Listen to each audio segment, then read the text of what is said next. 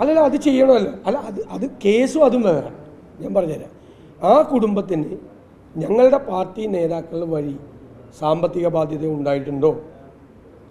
ഈ കാരണം കൊണ്ടാണോ അദ്ദേഹത്തിൻ്റെ ആത്മഹത്യ ഉണ്ടായത്? ഇങ്ങനെ ഈ പാർട്ടിക്ക് ഒരു ഉത്തരവാദിത്വം ഉണ്ടല്ലോ.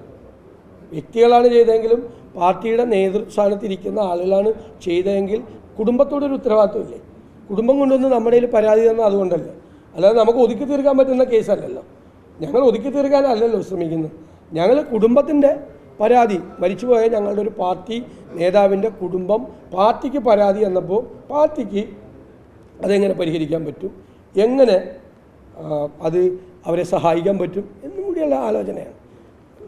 രാജു പറഞ്ഞതുപോലെ ബാക്കിയുള്ളത് നിയമത്തിൻ്റെതായ വഴിക്ക് അന്വേഷിച്ച് ബാക്കി പൊക്കോട്ടെ, അവരന്വേഷിച്ചോട്ടെ. അതിനെന്താ?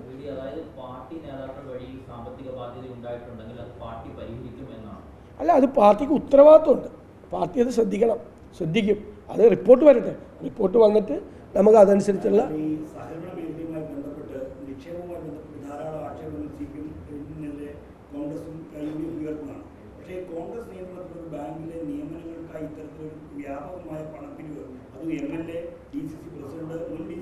അല്ല, അത് ശരിയാണെന്ന് അന്വേഷിച്ചുകൊണ്ടിരിക്കുകയല്ലേ ശരിയാജ്.